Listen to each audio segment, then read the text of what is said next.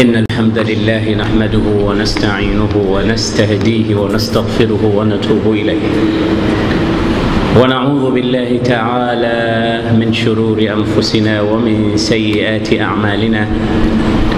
من يهده الله فهو المهتدي ومن يضلل فلن تجد له وليا مرشدا. ثم أشهد أن لا إله إلا الله وحده لا شريك له ولا وزير له ولا معين له ولا ند له، الأول بلا بداية والآخر بلا نهاية، الواحد الأحد والفرد الصمد الذي لم يلد ولم يولد ولم يكن له كفوا أحد. وأشهد أن سيدنا ونبينا وعظيمنا وحبيبنا ومعلمنا محمد رسول الله. أشهد أنه بلغ الرسالة وأدى الأمانة ونصح الأمة ومحى الظلمة وكشف الغمة، ثم جاهد في الله حق جهاده حتى أتاه اليقين. فجزى الله سيدنا محمدا خير ما جزى به نبيا عن أمته ورسولا عن قومه.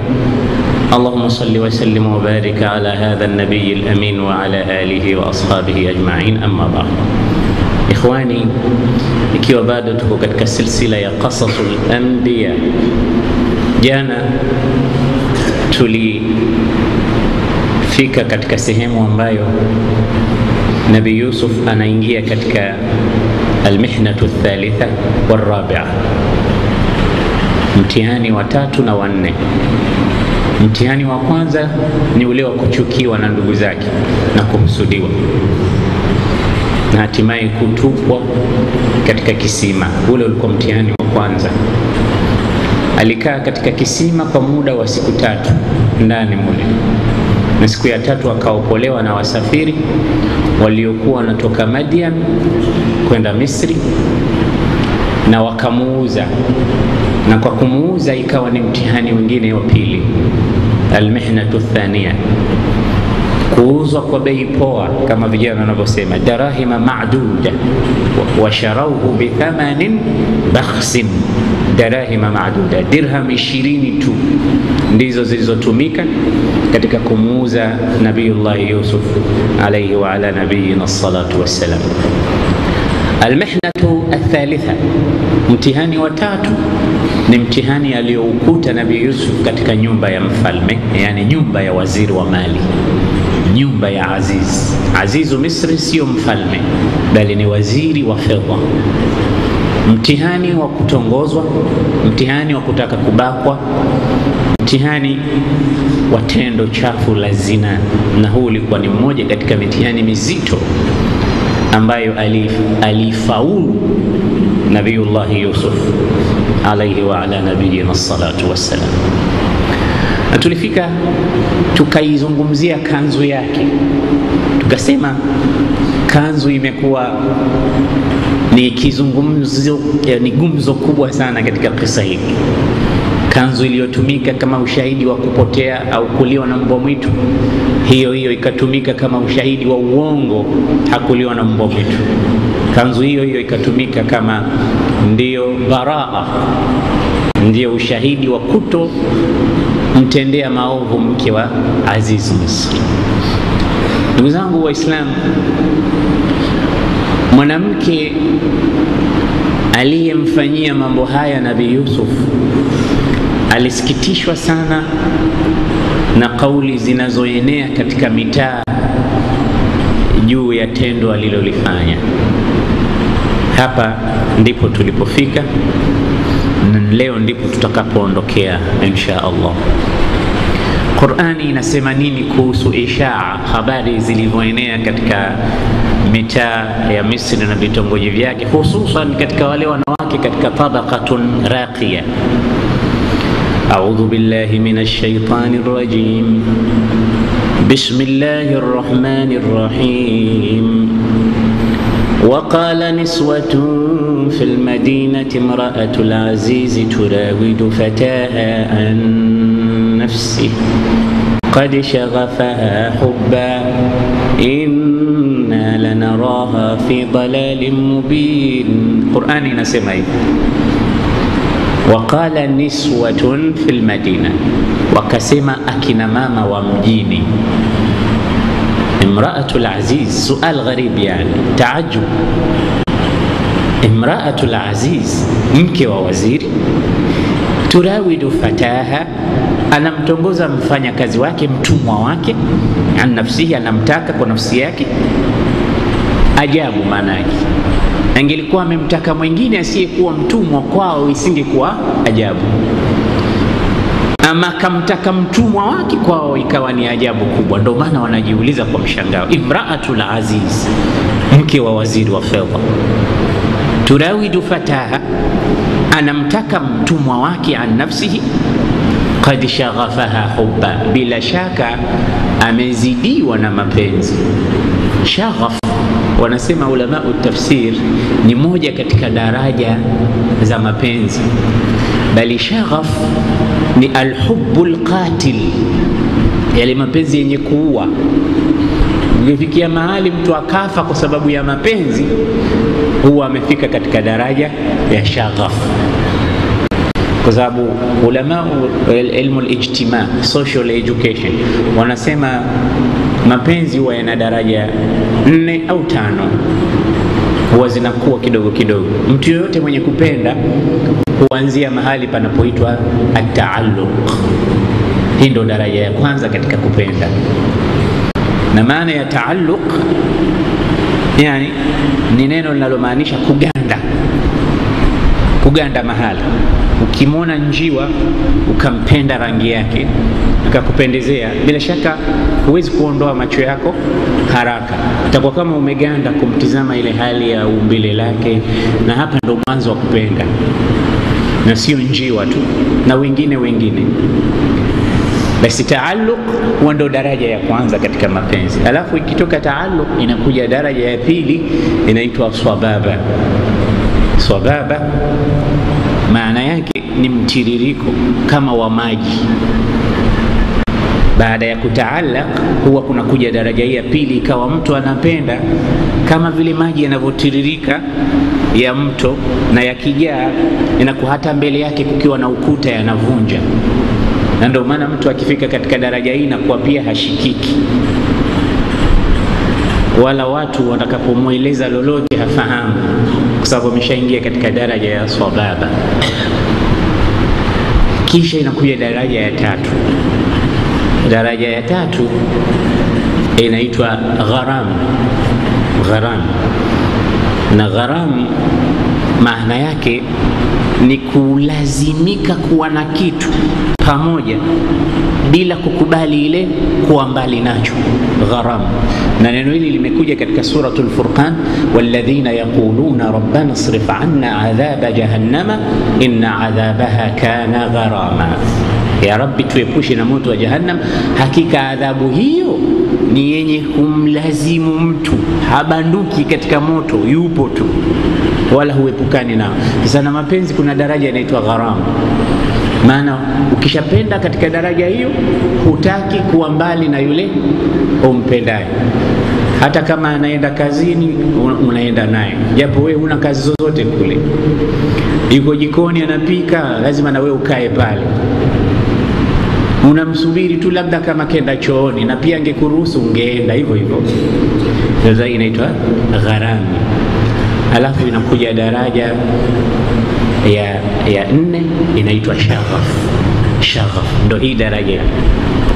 Shaghaf, shaghaf hii ndo mapenzi ya kuua, hubbul qatil. Hubbul qatil, na ndio yaliyotajwa hapa, ndio walioyazungumza wanawake, sema qad shaghafaha hubba. Huyu mwanamke kazidiwa na daraja hii ya 4 ya mapenzi. Alafu kuna daraja ya mwisho, hii ni daraja ya 5 katika kupenda, inaitwa ishq. Ishq ni kupenda mno. Sasa daraja hizi zote mtu akiwa nazo inakuwa hatari, na hasa ikiwa mapenzi yenyewe sio mahala pake. Ndio maana unaona mtu hataki kusikia kauli yoyote anayoambiwa, bwana huyu hakufai, ananifaa huyo huyo, bwana huyu hivi, unasema hapana, nyinyi mnamuona hivyo. Ndio Majnun Bani Amir. Leo watu wametunga mpaka historia, wanatunga tamthilia na filamu za mtu anaitwa Majnun Bani Amir, au maarufu anaitwa Majnun Laila. Nimepita huko zamani, ukasema ni watu wanaopigiwa mfano leo katika kupenda. Inavyosemekana wanahistoria wa adabu wanasema huyu Leila mwenyewe alikuwa akipendwa na huyu bwana, wala hakuwa mzuri. Wanasema kanat damima alkhilqa, alikuwa mbaya, alikuwa sio mzuri, mrembo wa kumbabaisha huyu mtu kiasi hicho.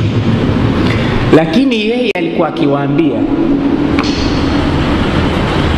akiwaambia wale wanaomlaumu,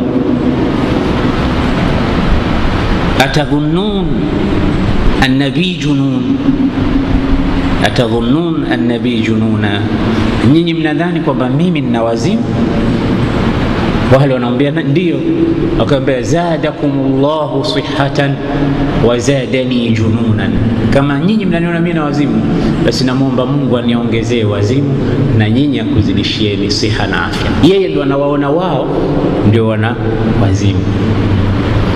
Kisha ilifika mahali alikuwa akiwaambia watu, mapenzi yangu kwa huyu na alivyo yeye, lau mimi ningekuazimeni haya macho yangu,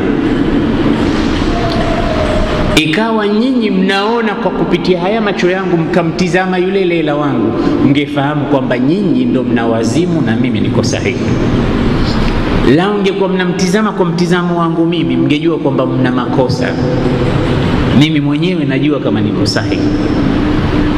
Kiasi gani alikuwa yuko sahihi? Alikuwa anasema hatta idha sallaitu lastu adri athalathatan sallaitu am thamania, mimi nikiwa na Laila nikimwaza, hata wakati ninaposali huwa sijui nimesali rakaa 3 wala 8.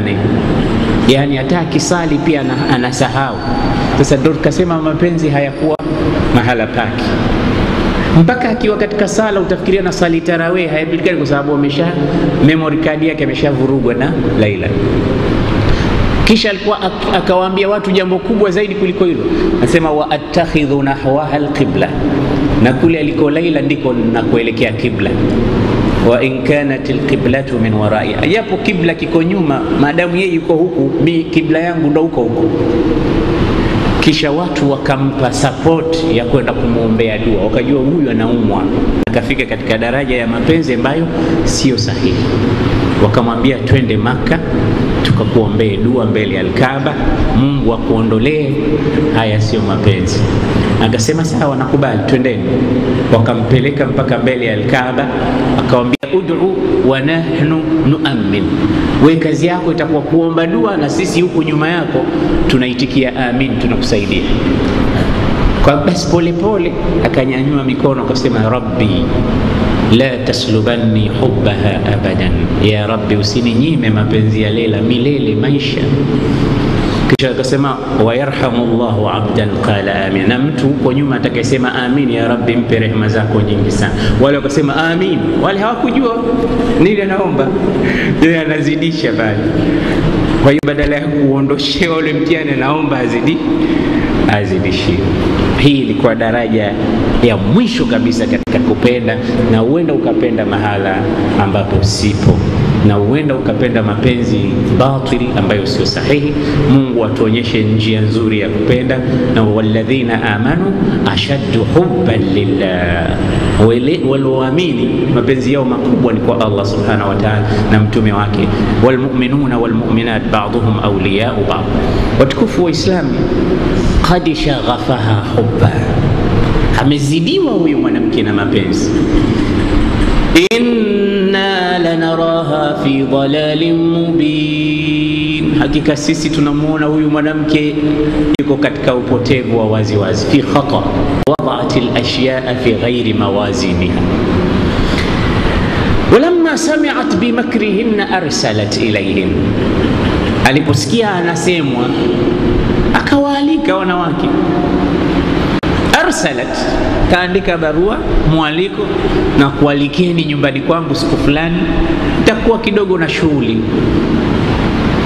Arsalat ilayhinna wa a'tadat lahunna muttakaa, kisha akawaandalia matakia, viti vya kifahari. Wa atat kulla wahidatin minhunna sikina, na kila mmoja katika wanawake wale akampa kisu na mkononi kuna chungwa ili apate kushushia chakula kile na kula fruit zi tabaqatun ra'i'a. Wa qalat ikhruj alayhin, kabla hawajashtuka nini alichopanga, huko alikuwa kishapanga milango ifunguliwe na Nabii Yusuf apite mbele yao. فلما رأينه أكبرنه وقطعن أيديهن وقلنا حاش لله ما هذا بشرا إن هذا إلا ملك كريم. Alipopita Nabii Yusuf, bumbuazi iliwapata, na badala ya kumenya machungwa yao wakamenya viganja vyao vya mikono, bila ya wao kutambua wanachokifanya nini. Huu ndio uzuri wa Nabii Yusuf. Bali baadhi ya mufassiri al-Qur'ani wanasema katika mubalagha ya kuutaja uzuri wake, alikuwa akipita katika ukuta, basi ile nuru yake kama mfano wa jua linavyokuonyesha kivuli wewe, basi ilikuwa ikimuonyesha Nabii Yusuf katika ukuta, ile nuru ya jamali ya uzuri wake alivyokuwa. Ala kulli hal, yote hii inaonyesha uzuri alompa Mwenyezi Mungu Subhanahu, na mtume wetu alithibitishia hilo. Sema wa raaitu Yusuf, ilipokwenda Mi'raj nilimuona Yusuf, wa idha qad u'tiya shatra aljamal, na nikamuona Mwenyezi Mungu amempa nusu ya uzuri. Yani ni kama embe limekatwa pande mbili, upande mmoja sisi sote ndio uzuri tukachangia huko, na upande mmoja wa Yusuf peke yake, ndio maana ya shatrul jamal. Sasa wewe mwenyewe imagine alikuwa mzuri kiasi gani. Kisha nikauliza swali, ikiwa huu ni uzuri wa Yusuf, vipi uzuri wa muumba wa Yusuf utakuwaje? Allah subhanahu wa ta'ala. Basi kuna mambo makubwa hapa. Waqalat ukhruj alayhin, kama toka hebu Yusuf pita wakuone, maana wananisengenya huko mitaani hawajui. Akapita. Falamma raainahu, walipomuona anapita, akbarnahu, walimuadhimisha na kumtukuza. Wa qulna hasha lillah wa qatta'na aydiyahunna, na wakakata viganja vyao vya mikono. Wa qulna hasha lillah, wakasema haiwezekani kabisa, hasha lillah, ma hadha bashara, huyu sio binadamu, haiwezekani kwamba huyu ni kiumbe. Uzuri kama huu hawezi kuwa nao mwanadamu. In hadha illa malakun karim, hakuwa huyu. Hapa kumetumika vyombo vizito vya kilugha, maana imetumika in shartiya, lakini in ikija mbele yake adatu asri ya nini, ikija adatu alistithna illa huwa imevunjwa hii in. Basi hapa wanawake walisema haiwezekani kuwa ni binadamu huyu, ila atakuwa ni malaika. Tena malaika mwenyewe sio yule malaika yeyote tu, karimu, yule malaika ambaye mtukufu, wale waliokuwa karibu sana na Mwenyezi Mungu Subhanahu wa Ta'ala. Imratul Azizi mbinu zake zikawa zimeshaiva. Alichotaka kuwafikishia ni message kwamba nyinyi mnanisema bure, lakini hamjui kilichonishughulisha mimi, na laitani mngejua basi nanyi pia mngemtaka. Kadhalikunna alladhi lumtunnani fihi wa laqad rawatuhu an nafsihi fasta'sa. Akawaongeza na lengine, pamoja na uzuri huo mliouona, huyo ndo yule ambaye mnanizungumza mimi kwamba nilimtaka, na kweli nilimtongoza. Na uzuri mliouona si peke yake, ana sifa ya ifa, sifa ya kutotaka machafu. Ni moja katika sifa nzuri kwa wanaume na kwa wanawake pia. Ana sifa ya kujizuia, pamoja na sifa ambayo mmempa na mmemuona nayo ya umbo alilokuwa nalo. Wala qad rawatuhu an nafsihi fasta'sa, ana sifa ya ifa ambayo ni sifa nzuri sana kwa watu. na akiwa hatoendelea kunisikiliza, basi ataendelea kukaa jela na atakuwa miongoni mwa watu wanyonge sana. Wale waliposikia hivyo wakamwambia Yusuf, kubali, na sio kumkubalia yeye tu, na sisi pia utukubalie, na si yeye tu anakutaka, na sisi pia tunakutaka.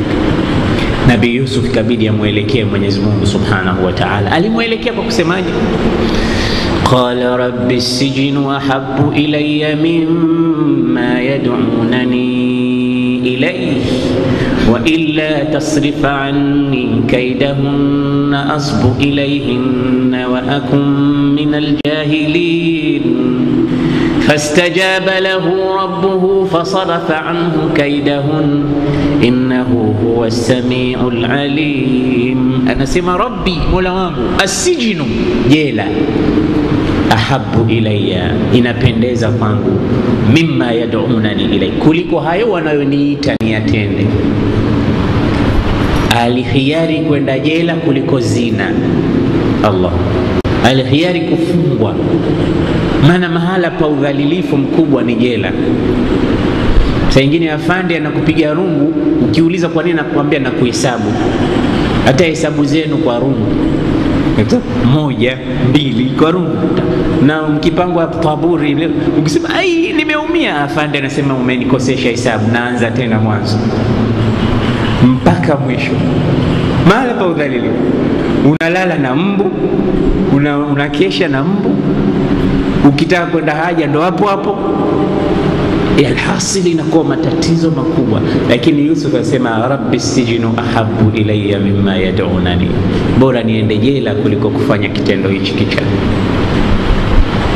Wa illa tasrifa anni kaidahunna, na kama hutonikinga, maana ukiniachia mimi mwenyewe haya mambo yatanishinda, mimi ni dhaifu. Kwa hiyo usiniache ya Rabbi, nataka support yako, maana ukiniacha nitashindwa, mwisho nitamili kulifanya wanalolitaka na nitakuwa miongoni mwa wajinga. Fastajaba lahu rabbuhu, Mola wake akamtakabalia. Kumtakabalia Mola wake ni kuondoa ile fitna katika nyoyo za wanawake ya kumtamani Nabii Yusuf, ikawa tena hawana habari naye.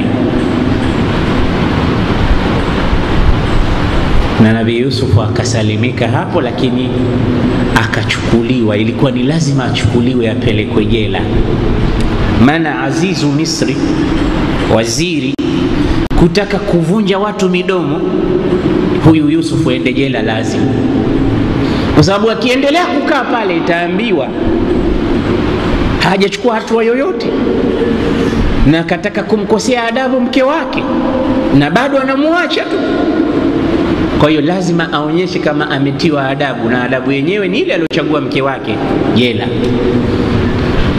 Thumma bada lahum min ba'di ma ra'aw al-ayat la yasjununahu hatta hin, wakadhihirikiwa kwamba solution atupwe jela tena miaka wala idadi maalum, atupwe jela kwa muda usiojulikana. Na katika mambo makubwa, mfungwa kwamba umefungwa bila ya muda, hata hujui muda gani utatoka, angalau unajua baada ya mwaka utatoka, kila siku unahesabu. Lakini Yusuf hakujua atatolewa lini, amefungwa bila ya tarehe maalum, akapitishwa. Na hivi ndivyo alipopata almihnatu arrabi'a, mtihani mwingine wa kwenda jela. Bado ukisoma historia Nabii Yusuf ina zigzag, panda shuka hizo: mapenzi ya baba, kutupwa kisimani, kupelekwa kwa Imraatul Aziz kulelewa, kutongozwa na kutupwa jela. Na kila kitu kizuri kinazaa kibaya, na kibaya kinazaa kizuri. Mapenzi ya baba ni mazuri, lakini yalizaa husda kwa ndugu zake, katupwa kisimani. Kutupwa kisimani ni jambo baya, lakini ndilo lilozaa kupelekwa katika jumba la kifalme. Hapo ndipo alipopata knowledge Sayyidina Yusuf. Elimu yote ya kuongoza nchi na kuweza kuwa waziri wa fedha baadaye aliipata hapa, akitizama namna anavyosarifu, na huyu mtu alikuwa hodari katika kazi. Kwa Yusuf alijifunza hapa. Tunaona baada ya akrimi mathwahu asa an yanfa'na au natakhidhahu walada, aya inasema falamma balagha ashuddahu atainahu hukman wa ilman. Hapo alijifunza hekima na elimu, kadhalika najzi almuhsinin. Kwa hiyo zuri la kupendwa likazalisha baya la kutupwa kisimani. Kutupwa kisimani baya likazalisha kwenda kupata elimu katika jumba la kifahari la waziri wa mali. Jambo zuri la kukaa na kupata elimu katika nyumba ya waziri wa mali likazalisha jambo baya la kutongozwa na mwanamke na kusingiziwa kwenda jela. Kwa hiyo kwenda jela sasa ni jambo lingine baya, gumu, mtihani. Tuone na huu mtihani wa kwenda jela utazaa kitu gani kizuri. Hapa unaambiwa wewe na mimi kwamba mambo yoyote yanayokukuta katika haya maisha usisikitike sana, muachie Mungu. Kwamba Mungu anakuambia mimi Mola wako mara nyingine nakupangia mambo wewe ambayo ukiyaona kwa macho yako unaona ni mabaya, ni magumu, ni mazito, lakini mimi namna ninavyoyapanga najua mwisho wake kutakuwa na mambo mazuri. Kwa hiyo usisikitishwe. Ukijikwaa mguu usisikitike, sema alhamdulillah. Ukipata mtihani usisikitike kusema jamaa wananionea kila siku 100 tu. Hapana, kuna maandalizi Mungu anataka kukuandalia. Ni nani, nikauliza ni nani kati yetu amepata mtihani kama Nabii Yusuf wa kutupwa kisimani? Nikauliza nani anaweza kwenda kwa kufanya mazoezi tu akakaa kisimani kwa muda wa kutwa tu basi akae? Hii ni jambo, lakini mitume wa Mungu wameyaonja haya. Na kila ukiona mitihani ni mikubwa kwako ujue na daraja yako ni kubwa. Kwa sababu mtume anasema katika hadithi, Mwenyezi Mungu anampa mtu mtihani kwa kadri ya dini yake na daraja yake ya imani. Ndio maana unaona mitume mitihani yao ilikuwa mizito. Sayyidina Ayub aliumwa akaugua mpaka mwili ukaoza kwa muda wa miaka 18 yuko kitandani. Nani anaumwa kwa muda wa miaka 18 mpaka mwili unaoza unatoa wadudu? Pamoja na hayo anamwambia Mungu, ya Rabbi, niachie mdomo tu na ulimi ambao unakutaja. Mimi sijali kama haya ndo mapenzi yako unataka, mimi niachie huu mdomo tu uwe kazi yake kusema ya Rabbi ya Rabbi ya Rabbi ya. Wewe ukiuma masaa 24 tuseme Mungu sasa anataka kunichukua nini? Nataka kuchukua kiumbe chake nini? Jamani, msilale, laleni macho. Lakini Mwenyezi Mungu Azza wa Jalla sisi anatupa vijitihani vidogo vidogo. Mara tumeibiwa, mara umeingia msikitini viatu vimeibiwa, mara wameiba pawa window kwenye gari yako, mara nyumba yako.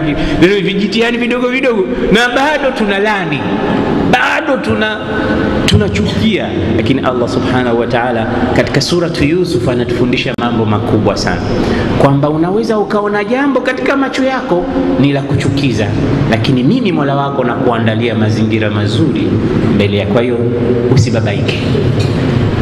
Watukufu wa Islam, Sayyidina Yusuf anakwenda jela. Zisikilize hizi aya. ودخل معه السجن فتيان قال أحدهما إني أراني أعصر خمرا وقال الآخر إني أراني أحمل فوق رأسي خبزا تأكل الطير منه نبئنا بتأويله إنا نراك من المحسنين. جيلا ikasadifu siku ya kuingia kwake, akaingia na mahabusu wawili vijana. Hawa vijana kadhia yao walituhumiwa wanataka kumuua mfalme. Unajua unapokaa na wakubwa hakuishi fitna, na kila mmoja huwa anataka cheo na aonekane mzuri kwa yule bwana mkubwa. Sasa uzuri mtu haupalilii akautafuta mwenyewe kwa kuwa hard work katika kazi. Mara nyingine hutafuta udaku, akawa kazi yake kupeleka habari za wenzake tu kwa mkubwa yule. Fulani unamjua? Yule bwana nimemsikia. Mara anaweza kuja akakurekodi hasa, anakuchokonoa, unasema maneno na msikilize alivyokuponda. Msikilize. Sasa yule anaona huyu mtu mzuri kwangu, ananiletea information ambazo ni nyeti sana, basi wewe utapata cheo fulani.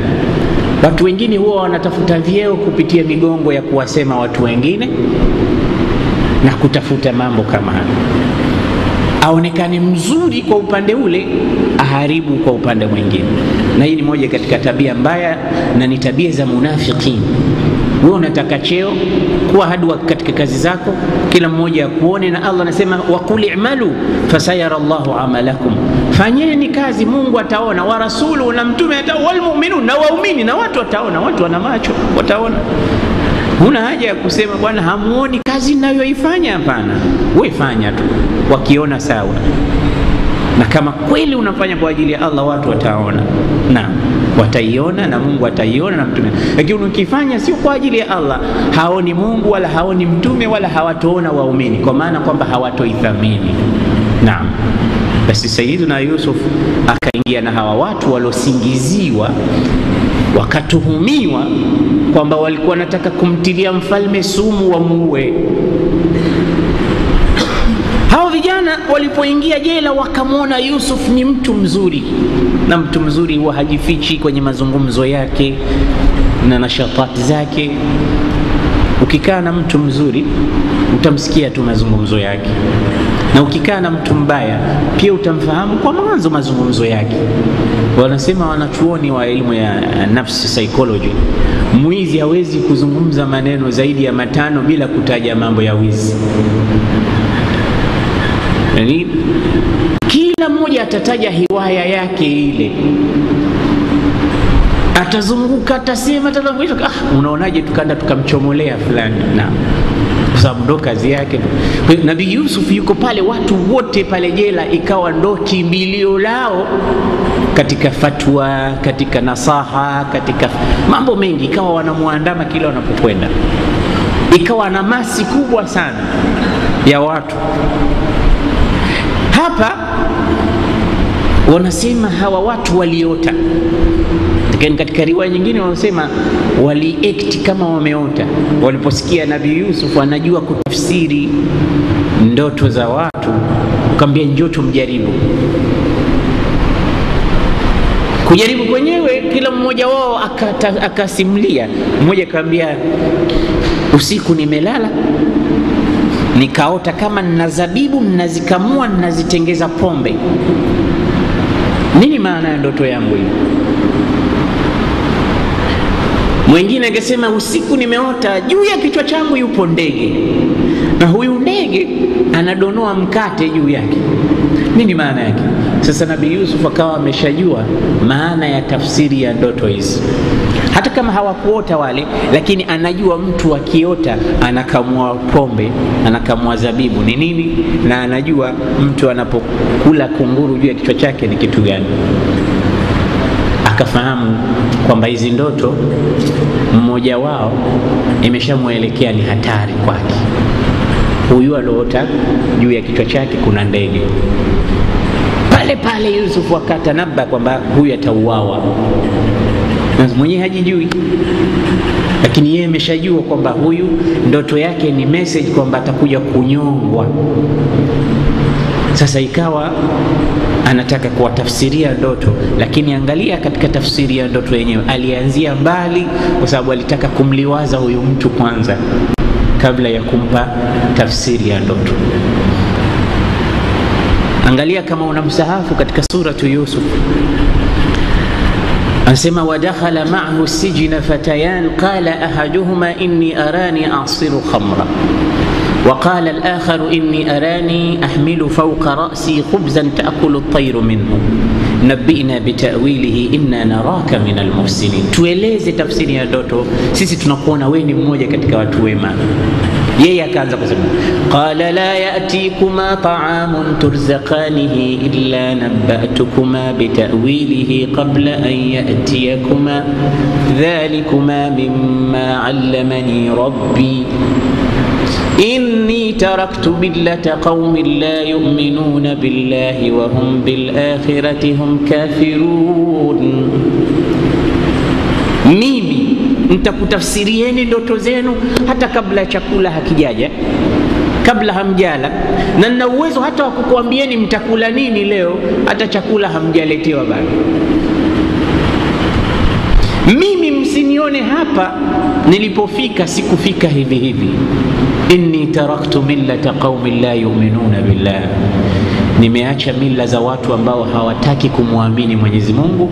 Wa hum bil akhirati hum kafirun, na wao ni makafiri kwa kuikufuru akhirah. Wattaba'tu millata abai, mimi nimeifuata mila ya baba zangu Ibrahima wa Ishaqa wa Yaqub. Baba zangu ni hao Ibrahim, Ishaq na Yaqub, sababu Yusuf ni kitukuu cha Nabii Allah Ibrahim.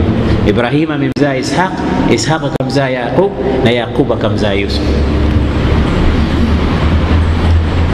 Kana lana an nushrika billahi min shay, sisi hatukumshirikisha Mungu hata siku moja. Anataka kukupa wewe usafi wa maisha, unataka fuata utaratibu huu, acha ushirikina, acha kuabudu asiyekuwa Allah, kuwa mtiifu mbele ya imani sahihi ya la ilaha illa Allah, utafika mbali. Wattaba'tu millata abai Ibrahima wa Ishaqa wa Yaqub, ma kana lana an nushrika billahi min shay, dhalika min fadli llahi alaina. Halafu hapo hakuringa Yusuf, akusema hivyo ndivyo tulivyo sisi, ukoo mkubwa, sisi kabila kubwa, sisi ni watu werevu. Walisema la, dhalika min fadli llahi alaina, hizo ni fadla za Mwenyezi Mungu kwetu. Mungu ndo alotufikisha hapa, hatukufika hapo kwa werevu wetu, fadla za. Na ukiona mtu ni tawadhu, hakuna mtu hodari kama mimi. Na ukiona mtu namna hiyo, anapita mahala sipo. Lakini dhalika min fadlillahi alaina, hizo ni fadla za Mwenyezi Mungu juu yetu. Wa ala nasi, na kwa watu wengine wote, walakinna akthara an-nasi la yashkurun, lakini watu wengi hawashukuru. Ya sahiba sijin, enyi wenzangu wafungwa, wafungwa wenzangu, mahabusu wenzangu, arbabun mutafarriquna khairun am Allahu alwahid alqahar, niambieni nani bora, miungu mingi au Mungu mmoja? Yani anaanza kutandaza da'wa kwanza kabla ya kueleza nini tafsiri ya ndoto, ili huyu atakapokuja kubainishiwa basi angalau ameliwazika kidogo, amepata tauhidi, amepata namna. Unaona namna alivyokuwa mwerevu Nabii Yusuf. Ni hizi ndo hikima zenyewe. Sio pale pale mtu ameota nimeona kunguru juu ya kichwa chake, utakwenda kuuawa. Na alikuwa anaweza kufanya hivyo, lakini unaona kifo wewe ni kitu gani? Kifo ni kitu kikubwa, kifo ni jambo kubwa.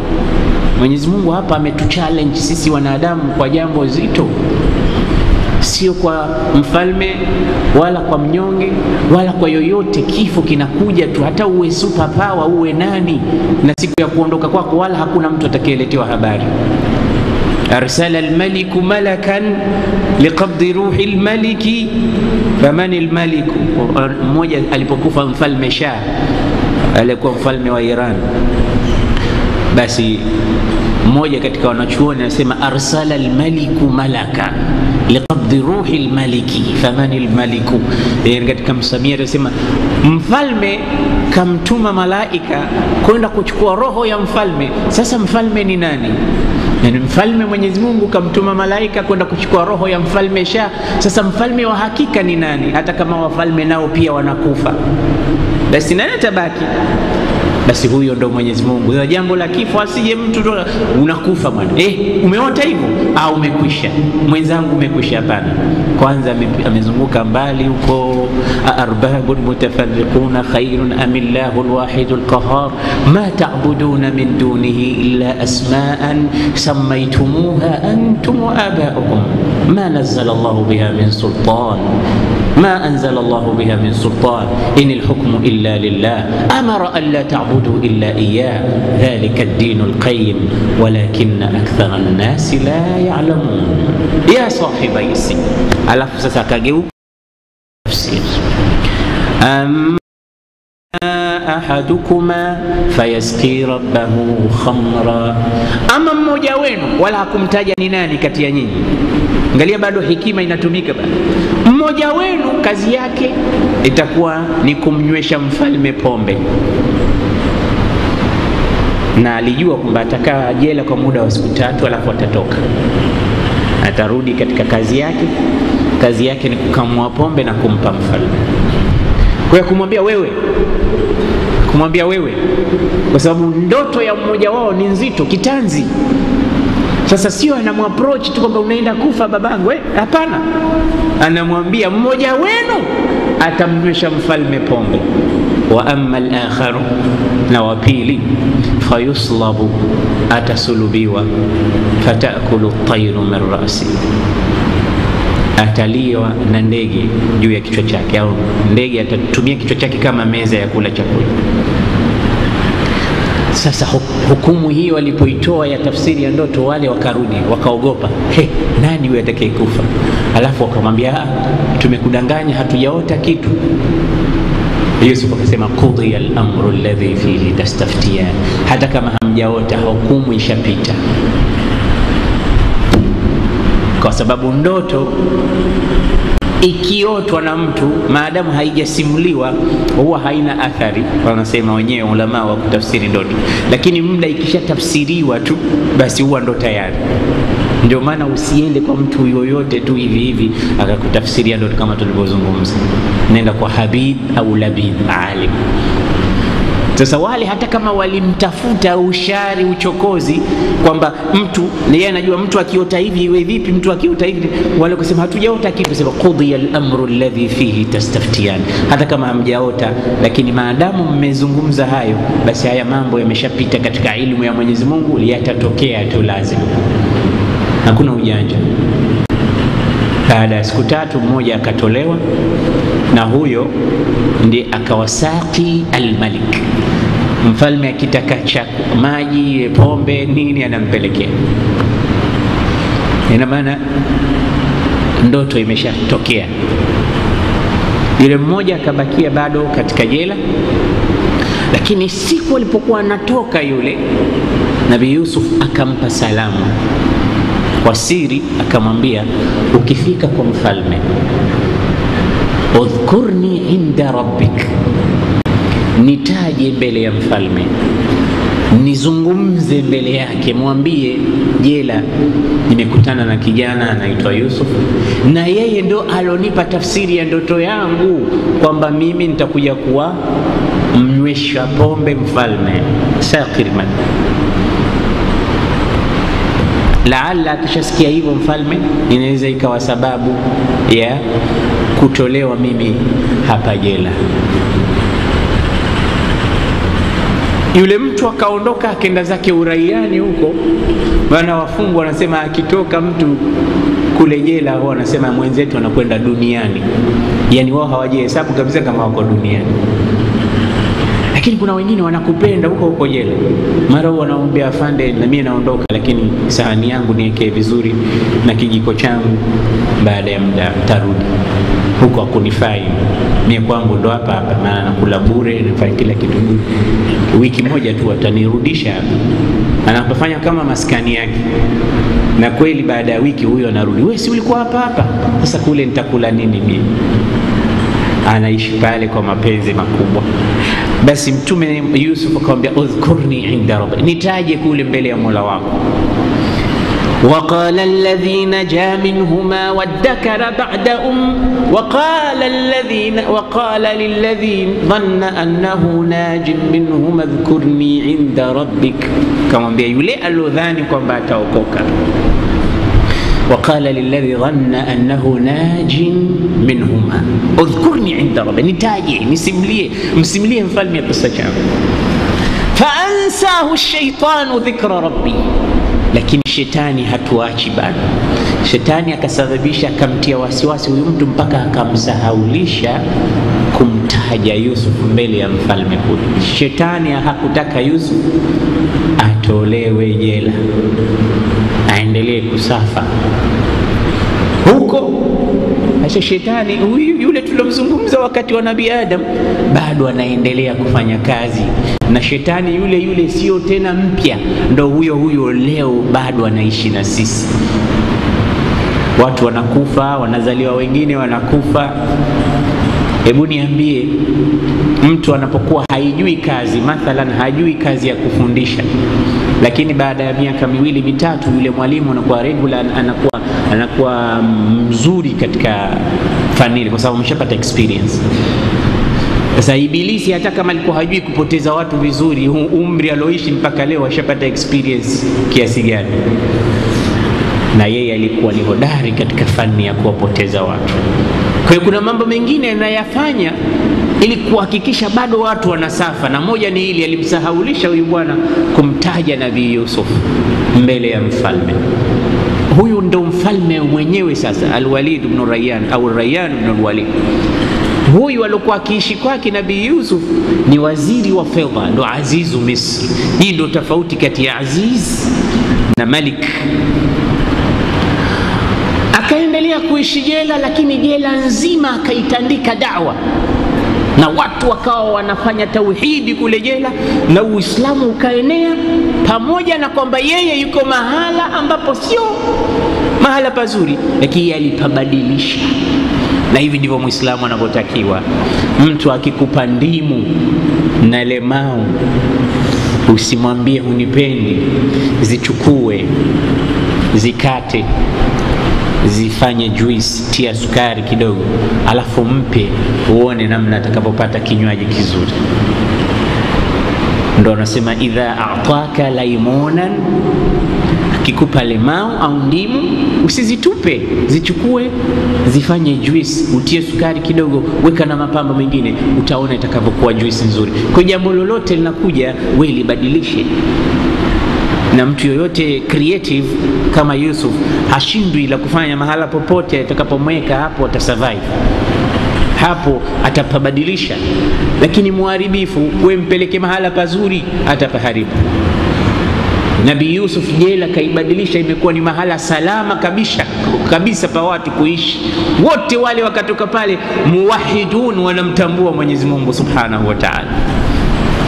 Na tizama, hivi ndivyo watu wema walivyo. Na ukisoma historia utapata watu walifungwa kama Yusuf, lakini kule jela ndo walipata nafasi, faragha. Sarkhasi, Ibn Taymiyyah, hawa wote fatwa zao na vitabu vyao walitunga wakiwa jela. Mmoja alitupwa kisimani, alitupwa chini ya shimo kule, kakaa basi kule chini ya shimo, yeye alifanya ni mahala maktab, alitunga kitabu akatoka na mujalladat, vitabu vyao amevitunga akiwa kule chini ya kisima jela. Sayyid Qutbi ni mmoja katika wanachuoni wa karibuni. Kuna Qur'an inaitwa fi dhilalil Qur'an, fi dhilalil Qur'an, katika vivuli vya Qur'an. Hii Qur'ani hii ilitafsiriwa na Sayyid Qutbi akiwa jela, katika serikali ya Misri ilimfunga kule jela, akaanza kutafsiri Qur'an, ndo akatoka na kitabu hicho kinaitwa fi dhilalil Qur'an. Sasa jela mtu tena anapata mahala pa kusoma Qur'an, pa kuitafsiri, basi miujiza mikubwa, mambo makubwa. Kumbe mtu unasema ukimtia jela unasema ndo na muadhib, kumbe unasema umenipa khalwa, umenipa chemba, sasa umenipa nafasi ya kufanya mambo ambayo nilikuwa siwezi kuyafanya huko kwingine. Ukimpa nini, ukimfukuza katika nchi, yeye ndio umempa nafasi ya kwenda kupata sehemu nyingine ya kustakir. Yani utakachomfanya wewe, basi wewe umemwandalia mazingira mengine, anabadilisha lemao, anakuja na kuwa juice. Kwa hiyo wewe kitu chochote unachopewa, angalia ukisarifu hiki nikibadilishe nini kiwe, unaweza kukibadilisha. Mungu amekupa zana na tuzu zote, alam naj'al lahu aynayn wa lisanan wa shafatayn wa hadainahu najdain. Mungu amekupa haya yote, kazi yake, fanya kazi. Ikhwatal iman, Nabii Yusuf siku alipotoka huyu bwana akasahau kwenda kumweleza mfalme juu ya kadhia yake. Fa ansahu ash-shaytanu dhikra rabbih falabitha fi sijni bid'a sinin, akaishi jela bid'a sinin. Bid'a sinin ni miaka 7, tena bila ya dhambi. Sasa hapa inaonyesha wazi sio kila anayekwenda jela na makosa, na tunatakiwa mara nyingine tuwe tunawazungumza hawa wafungwa, tunakwenda tunawapa mambo ya subra, tunawapa mambo ya taalim. Ndio maana jela inaitwa mafunzo, maana mahala pa kujifunza watu. Nakumbuka nilipokuwa mwanafunzi kule Kenya, tuliwahi kwenda jela moja sehemu inaitwa Malindi, kwenda kufanya dawa. Basi kwa siku ya Ijumaa wanaletwa wale wafungwa kama vile ng'ombe ya umbuzi wanaopelekwa, na jela za nchi nyingine ni hatari kweli kweli.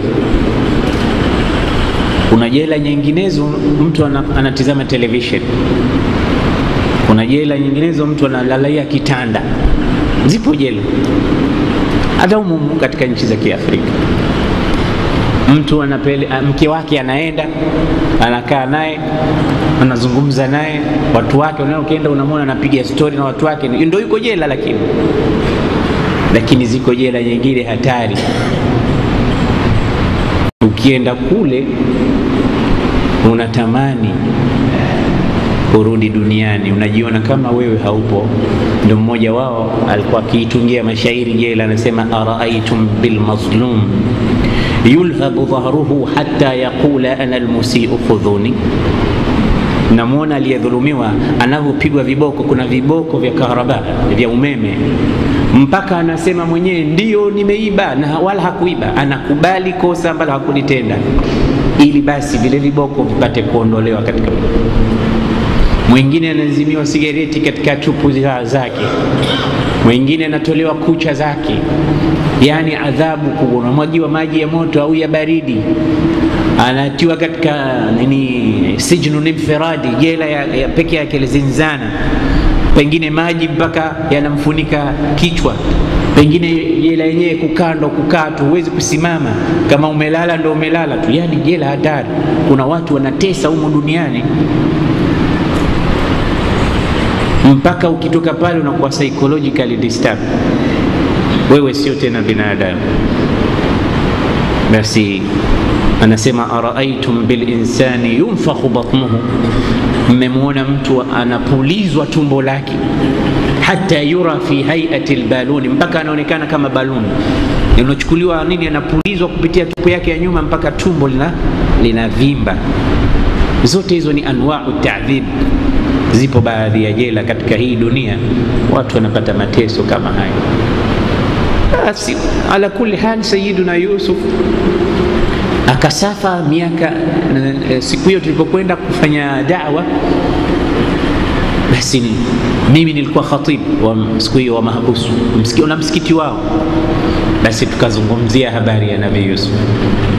Wafungwa wengi walifurahi sana, nimeona wafungwa wanatabasamu kuona kama kumbe kuna mtume pia alifungwa. Wao wakasahau makosa yao, wakaona kama ni raha kufungwa. Hata mtume wa Mungu anafungwa jela. Lakini kaambia Yusuf hakuwa na dhambi. Kati yenu kuna wauaji, kati yenu kuna nini, lakini kati yetu bila, inawezekana kuna wengine wamedhulumiwa kama Nabii Yusuf. Hapo ni mahala pa kutengeza imani sahihi. Ukirudi ujifanye ubadilishe tabia. Lakini walifarijika sana, na kila mfungwa au kila mtu anayekwenda jela akiwapa wafungwa kisa cha Nabii Yusuf, lazima watafarijika, lazima watafarijika. Na sio hata mwenye huzuni ukimsomea na kisa cha Nabii Yusuf atafarijika. Ndio Sayyidina Ata anasema suratu Yusuf ni sura ya wenye huzuni. Wenye huzuni wote wakiisoma suratu Yusuf, basi huzuni zao zitaondoka, kwa sababu ndani kuna mambo. Ndio maana tumeweka tafsiri ya Qur'an. Tumeweka tafsiri kwa tusisome Qur'an kama kasukutue, tunajua na maana yake. Alhamdulillah watu wanasoma. Lakini cha kushangaza, kuna baadhi ndugu zetu wako hapa karibu hawataki kusoma. Nafikiri wako busy, lakini tunawanasi kidogo waache nafasi kwa ajili ya taalimu. Mimi nawajua hapa kuna baadhi ya watu nikikwambieni wanatoka mbali. Sheikh Abdallah huyo anatoka Bububu, mimi namjua zamani kwa sababu hakosi darasa, lakini anakaa Bububu huko na darasa zote anakuja. Lakini yuko mtu hapa labda nyumba yake iko jirani na msikiti, wala ashughuliki kitu chochote. Lakini inshallah Mungu atampa hatua naye. Na wengi na wengine nawajua wanakaa Michezani mjini. Al-Hilali yule kule anatoka mbali, sio anakaa wapi siku hizi, anakaa Mwera. Kuna mmoja hapa nampa lifti na gari yangu kila siku, anakaa zake Mwera, anakuja kwa tena, anataka kujua maana ya Qur'an. Elimu watu wanaitafuta, lakini elimu imekufuata wewe mahali bado unagomba, hutaki kusoma. Na ni kitu kizuri sana ukiacha baadhi ya mambo yako wakati mdogo tu kwa ajili ya kitabu cha Mungu na fiqh. Sheikh anakuja kusomesha siku ya Jumatatu, njoo usome upate kujua sheria, tafsiri ya Qur'an na madarasa mengine. Hata sio lazima uje darasa hii hapa, ziko darasa zingine chungu nzima zimene kila mahali. Pale ulipo nenda kasome kwa shekhe yoyote unayempenda, ili upate knowledge ya kumjua Mola wako, kujua dini yako. Sayyidina Yusuf alipokaa kwa muda wa miaka 7 ikatokea faraja. Jela ni mahala pabaya, mahala pa huzuni, pa kusikitisha. Faraja ikatokea. Nini faraja ilitokezea? Waqala almaliku inni ara 7 baqaratin simani yakuluhunna 7 ijaf wa 7 sumbulatin khudr wa ukhra yabisat ya ayyuha almalau aftuni fi ru'yaya in kuntum lirru'ya ta'burun. Mfalme naye akaota. Ndoto ya mfalme ilikuwa ya aina yake. Kaona ng'ombe 7 walionona wanatafunwa na ng'ombe 7 waliokonda. Kisha akaona vishuke 7, mabumba ya nini, vitita vile, vishuke vya mahindi vya nini, ngano nini, 7 vimekauka na vingine vimejaa. Sasa ikamshughulisha sana ndoto hii. 7 baqaratin siman yakuluhunna 7 ijaf.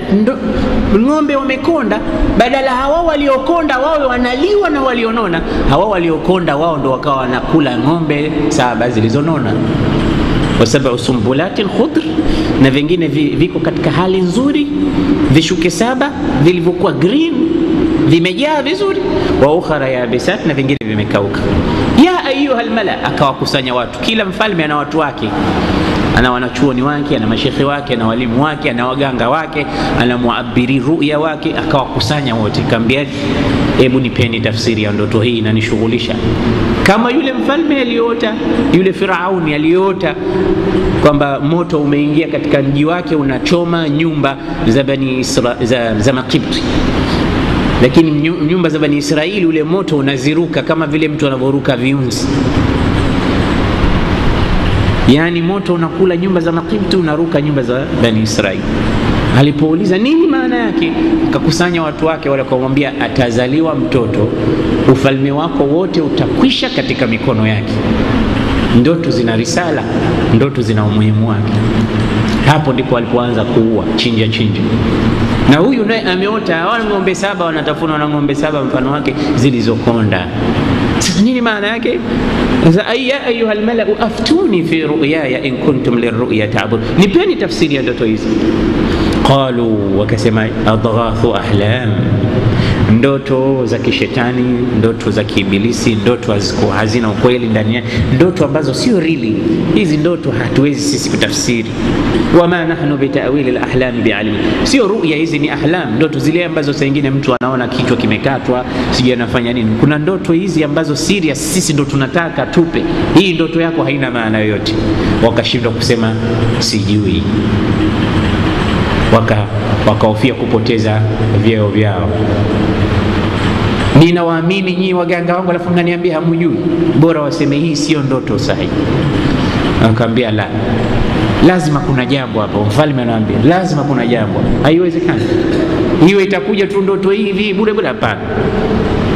Sasa katika hao watu waliokusanywa alikuwepo yule aliyokuwa kule jela la Yusuf, akatafsiriwa ndoto yake kwamba atakwenda kuwasaki almalik, kazi yake kumnywesha mfalme.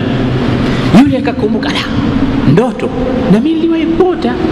Ndio Qur'an inasema waqala alladhi naja minhuma, akasema yule aliyeokoka kati ya watu wawili wale, ana unabbiukum bitawilihi faarsilu, mimi nitakupa tafsiri ya ndoto yako ya ayuhal malik, nitume nipeleke sehemu, nitakwenda kumwambia yupo mtu, sikutafsiri mimi, lakini yupo mtu anaweza kukutafsiria hiyo ndoto. Faarsilun, nitumeni.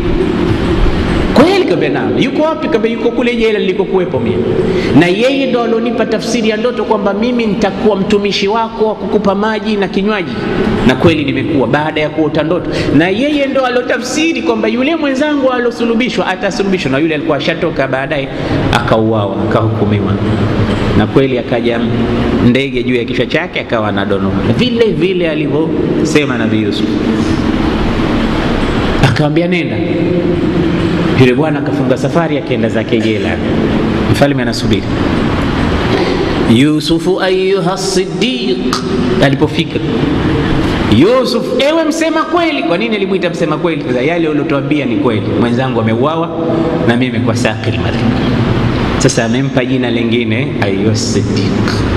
Aftina, tupe fatwa. أفتنا في 7 بقرات سمان يأكلهن 7 عجاف و7 سنبلات خضر وأخرى يابسات.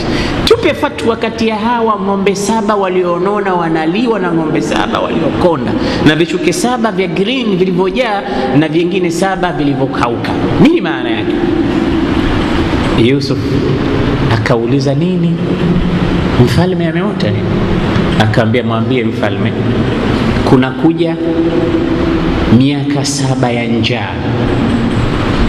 Hii miaka 7 watu watakufa, na ili mujiepushe na njaa hiyo itabidi sasa hivi kuandaliwe mipango maalum ya kilimo bora, ili watu waje wafidie hiyo miaka 7 hiyo, wawe wana mazao ya kutosha katika hazina. Bila ya kupatikana mfumo huu wa kuweka chakula, miaka 7 hiyo itakayokuja baadaye itakuwa hatari sana kwa chaka au njaa. Kisha baada ya hapo kutakuja miaka 7 mingine, itakuwa hiyo miaka 7 ndani yake mnakula kile ambacho kimekwisha kuwekwa hazina katika miaka iliyotangulia. Nakapa تزرعون 7 سنين دأبا فما حصدتم فذروه في سنبله إلا قليلا مما تأكلون ثم يأتي من بعد ذلك 7 شداد يأكلن ما قدمتم لهن إلا قليلا مما تحصنون ثم يأتي من بعد ذلك عام فيه يغاث الناس وفيه يعصرون. Akamwambia limeni kwa muda wa miaka 7. Tazrauna 7 sinina daaba, limeni kwa muda wa miaka 7. Fama hasadtu, mtakacho kivuna, fadharuhu fi sumbuli, kiacheni katika mashuke yake, msile kwa israfu. Illa qalilan mimma taakulun, mtakula kidogo tu mweke akiba. Thumma yati min ba'di dhalika 7 shidad, kwa sababu itakuja baada ya miaka 7 hii ambayo mtalima ya mazao, itakuja miaka 7 ya njaa mibaya mikavu, shidad ilizokuwa na uzito na dhiki. Hiyo miaka 7 hiyo sasa mtatumia hiki chakula cha miaka 7 hii nyingine. Kwa hiyo ng'ombe 7 waliokonda ni miaka 7 ya njaa, kaitafsiri hivyo Nabii Yusuf. Na ng'ombe 7 walionona ni miaka 7 ya makulima ambayo itakuwa na mazao. Kwa hiyo ng'ombe aliyenona anatafunwa na ng'ombe aliyekonda, kwa maana kwamba ile miaka 7 ya mazao kitakuwa kile chakula kinafidiwa katika ile miaka 7 ya njaa. Ndio maana ya ndoto ile. Allah, tafsiri hapo kwa hapo, tena sio nenda wa urudi. Maana ukiuliza saa nyingine swali zito, shekhe atakwambia nisubirie kwanza nikatafute, na ni haki yake, kuliko ile atakayekwambia na fatwa hapo kwa hapo ikawa sio sahihi. Niachie nikapekue vitabu kwanza, niachie nikamuulize anayejua zaidi yangu mimi, wa fauqa kulli dhi ilmin ali, niachie nikutafutie, baada ya wiki nitakwambia naam, kuliko kutoa fatwa mbovu. Lakini Nabii Yusuf hapo kwa hapo unapata jibu. Kuna watu aina hiyo katika dunia. Na hata Juha, yeye alikuwa Juha katika mambo mengine tu, lakini alikuwa na suratul ijaba. Na siku moja aliwauliza Juha, imamu wa msikiti aliwaambia wasalihina, tunataka tumkwamishe, maana huyu Juha kila swali ana jawabu lake, lakini kesho kila mmoja aje na yai. Wasalihina kila mmoja alfajiri akaja na yai. Imamu kauliza Juha, yai lako liko wapi? Akapiga piga mikono, kama nini? Mimi sitoi mayai, mimi kukudume. Hao wote wanakuja na mayai, na maana wanataga wao, na mimi jogoo. Wewe huko sijibu, hako sijibu, hapo kwa hapo, wala hafikiri. Suratul ijaba. Sasa kuna watu aina hiyo katika ulama, katika mufassiri ru'ya, na Sayyidina Yusuf alikuwa mmoja. Tazrauna 7 sinina da'aban fama hasadtum fadharuhu fi sumbulihi illa qalilan mimma ta'kuleni kidogo, kwa sababu inakuja njaa baadaye. Kuleni kwa mipango. Hapa ingekuwa mtu mwingine angechukua advantage.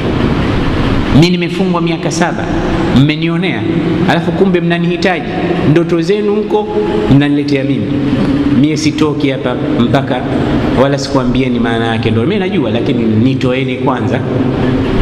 Hata ingekuwa mimi ningewaambia hivyo, toeni jela kwanza, alafu nitakwambieni maana ya ndoto. Tabu kule jela. Kila Yusuf hakuwapa sharti zozote, hakuwapa masharti. Wallah, umekuja na ndoto, ilmu akatoa free.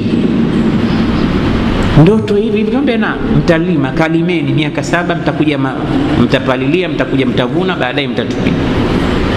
Allah. Mfalme alipokwenda akaruka anasema, nani, kuna mtu kama hivi katika nchi yangu? Mtu aina hawa wote hawa mimwemwe ile ya nini, imeshindwa kuda, anajua yeye, alafu yuko ndani anafua. Je, mtoeni haraka.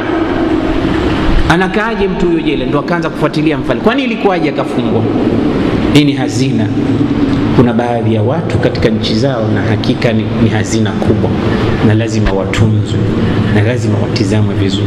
Ndio katika nchi watu wanatizamwa ni watu wanaitwa ulama, wenye vipaji, wenye kufaidisha umma, wenye kunufaisha umma, wenye kutengeza asliha mutatawira, atomic bomb, nini, vitu vikubwa. Walimu, lazima dola iangalie wale watu waliokuwa Mungu amewapa vipaji vikubwa, iwatizame vizuri, ili watu wapate kupiga hatua. Mtapata mtu muhimu sana katika jamii, lakini hashughulikiwi, kipaji chake kinakufa, kinakwisha, kinakwenda ala alhawa mubashara. Hii inakuwa matatizo. Na mfalme hajakubali, anasema lazima atoke jela. Tena mimi ndo natoa amri. Waqala almalik utuni bihi, ndeteni, nileteni, mtoeni jela. Ala, mtu kama huyu anayetoa tafsiri ya ndoto kama hii, na ametufaa sisi. Na ile neno la Azizu Misri alipoambia asa an yanfa'ana au natakhidhahu walad, anaiokoa nchi na njaa. Kifo cha miaka 7 ya njaa sio mchezo. Mtu anatuambia mapema, anatutanabaisha, anatubutua kwamba njaa inakuja, fanyeni hivi, na mikakati yote akapanga yeye, kisha nakaa jela huyu. Wapo wa kukaa jela, lakini si huyu, mtoeni. Angalia na Nabii Yusuf naye alipokuja kumwambia, bwana jaa al-faraj, mfalme anakuita, nasema wewe si mtu wa kukaa jela. Nabii Yusuf sasa pale ndo akasema, hapana, mimi siwezi kutoka. Mtatokaje na mimi nimehukumiwa? Na kwanza mpaka nijue nimehukumiwa kwa kosa gani. Allah. Bwana Mtume anasema, ningekuwa mimi ningeitikia, ningetoka jela. Tena mtu ameshakuja, toka, unasema hapana, mimi sitoki. Karim ibnul Karim. Kwa nini Yusuf alifanya vile? Alifanya vile kwa sababu kutaka kusafisha jina lake. Watu wameshakwisha kumchafulia jina kwamba yeye ni mbakaji, na watu wote wanajua hivyo kwamba Yusuf ameingia jela kwa sababu alitaka kumbaka mke wa waziri wa fedha. Sasa naambia mimi sitoki jela mpaka isomwe mashtaka yangu, au watu wote wafahamishwe nini kilichosababisha mimi kuingizwa jela. Ituni bi, nileteeni kabla.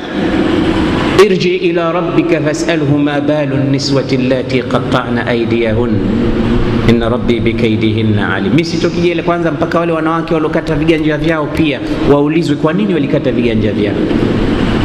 Mimi sitoki jela mpaka ithibitike mimi nimefanya kosa gani. Na watu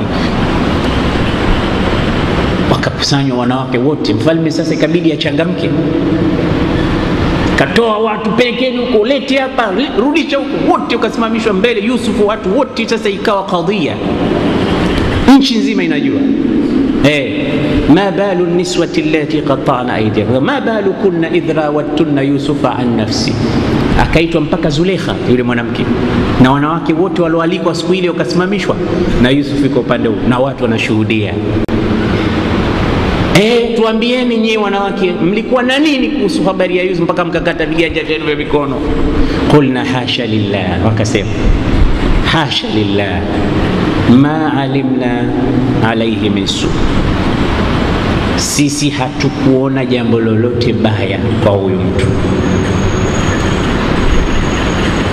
Zulekha akasimama na yeye imraatul aziz, waqalat imraatul aziz alana hashasa alhaq, akasema hivi, sasa hivi ukweli umedhihiri. Ana rawatuhu an nafsihi wa innahu la min as-sadiqin, mimi ndo mkosaji, mimi ndo niliyemtaka, wala si yeye alionibaka. Mimi ndo nilomtaka na hakika yeye ni mkweli. Waqalat imraatul aziz الآن حصحص الحق أنا راودته عن نفسه وإنه لمن الصادقين ذلك ليعلم أني لم أخنه بالغيب وأن الله لا يهدي كيد الخائنين. Ajue bosi wangu, ajue babangu. Nabii Yusuf anasema kwamba mimi sikumfanyia khiana kwa mke wake, na Mungu hawaongozi watu wenye kufanya khiana. Mimi sikumfanyia hivyo kwa mke wake, wala sikumtaka mke wake. Mke wake ndo sasa anasema al'ana hashasa al-haq. Kuna mengine fataya kwa radhi huwa bado haijatosha, kwa sababu mshakuchafulia jina kila mahali.